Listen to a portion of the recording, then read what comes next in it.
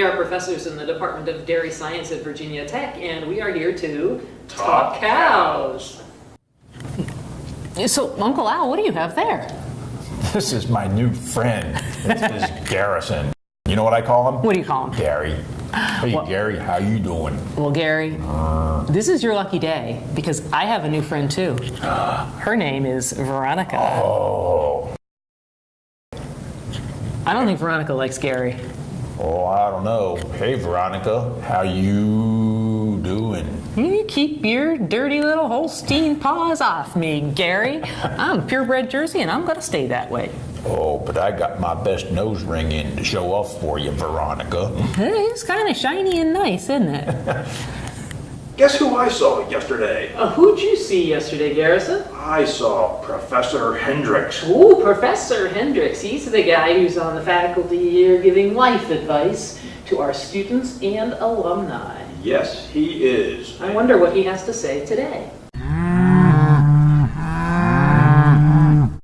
So, Uncle Al, we are fortunate to have Professor Hendrix with us again today. And Professor Hendrix, I hope these questions from our audience aren't getting annoying for you. No, not at all. I really feel like you're making a difference. I really feel like you're helping me. And so today I have a question, and it's from Gail.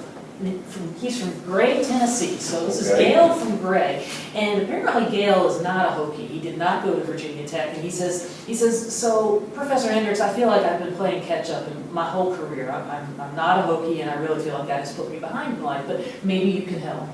So I travel a lot in my job. This is Gail from Gray. And I know you do also, and I would like your advice on identifying some fine dining opportunities while I'm on the road.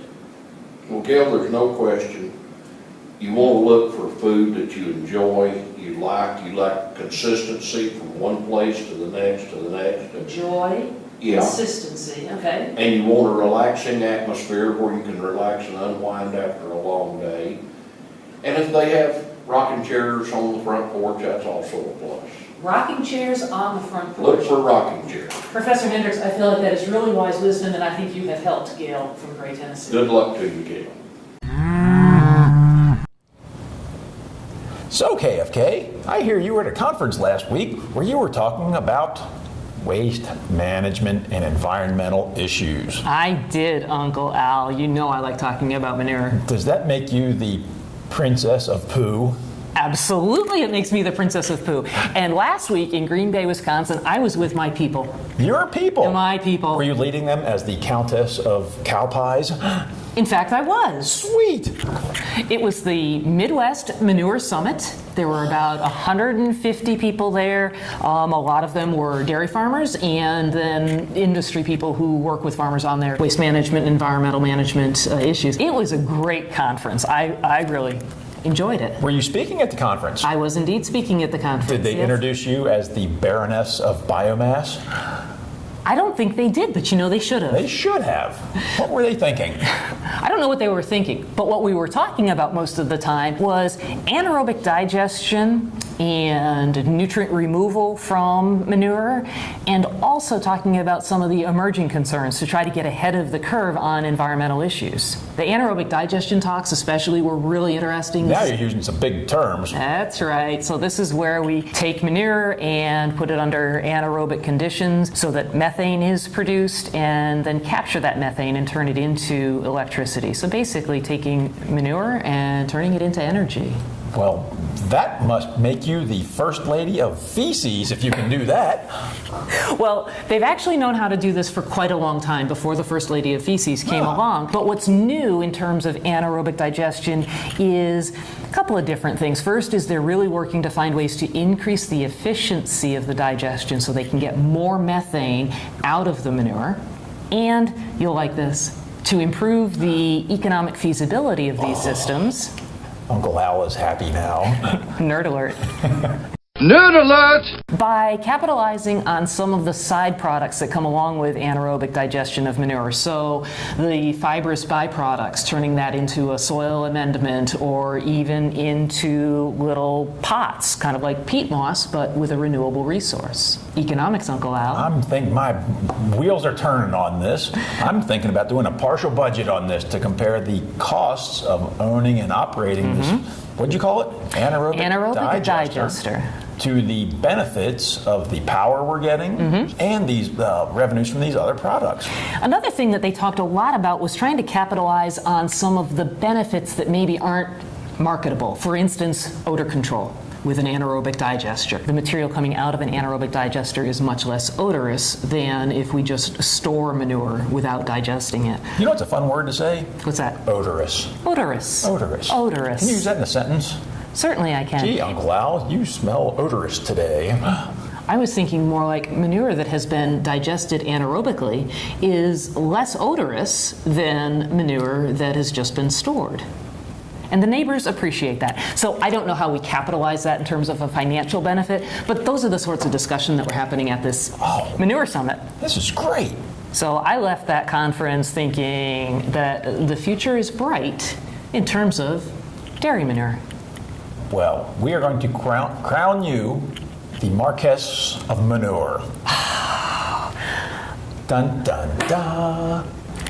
Well, you know, KFK, I've been wondering, who is this cow behind us? That's not Veronica. You're right, Uncle Al. Good eye. It's not Veronica. It's not. Veronica is still first in my heart. But this is Muskie Ayatollah Martha. She is owned by Milk Source Genetics of Wisconsin. And Martha was not just the Grand Champion Jersey, but also the Supreme Champion cow at the World Dairy Expo last fall, and then at the Royal Winter Fair in Canada. Huh, so why do we have her up here? I got to visit Martha. Stop it. I did last week. I got my picture made with Martha. So, remember I told you I was at that Midwest Manure Summit? Well, while I was there, one of our alumni, Mandy Ramsberg, you remember Mandy, don't you? Yes, I do. I had her in at least one class. So she is now working for Holstein USA as an area rep, and she offered to take me out to Milk Source, where Martha lives. They were generous enough to allow us to come the next morning and tour around. I think we were there for about 2 hours, and I think I took about 532 pictures. Veronica's going to start to get jealous. Yes, she is. And it wasn't just Martha that I got to see. I also got to see Cheerio and Katricia. And those of you who are fans of Holsteins will certainly remember those names as cows that have been champion at World Dairy Expo themselves. Wait, all of these champions are at one location? All at one location, Milk Source Genetics in Wisconsin. And so I'll tell you an interesting story, Uncle Al, and my students sympathize. I think you will too. I had this one morning free that I could get away from the Midwest Manure Summit. In advance, I had reserved myself tickets to tour Lambeau Field. Lambeau, the frozen tundra. The frozen tundra, and to go to the Hall of Fame, and I was very excited about this. But then Mandy got a hold of me and said, you know, Milk Source is right down the road. And so I had this quandary. Lambeau Field, Milk Source Genetics. I'm thinking Lambeau Field, gift shop, cheesehead. That shows what you know, Uncle Al. I posted that quandary on our Dairy Club's Facebook page. The students were very sympathetic but unanimous that I really needed to take the chance to go to Milk Source Genetics. Like cheesehead. Would have been great. I'll buy you one for Christmas. It would cover my cranium. It would, Uncle would. Al. And I have to say, I think I made the right choice. Me and Martha, we bonded. So, KFK, is she financially feasible? Oh, I think she is financially feasible, Uncle Al. In that case, I like her too. I knew you would. You know, Uncle Al, I think this was our best episode ever. I think it was too. You want to know why? How come? Because it contained finance and economics. So, until next time, boys and girls, remember... If it don't make dollars, it don't make sense.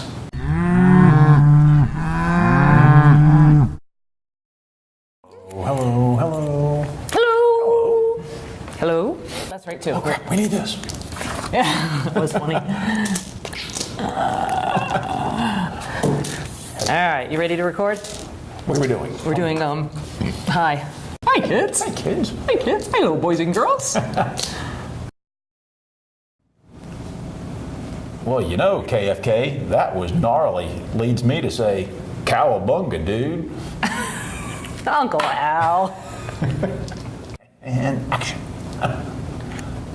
Cowabunga! How about that Peyton Manning? Cowabunga!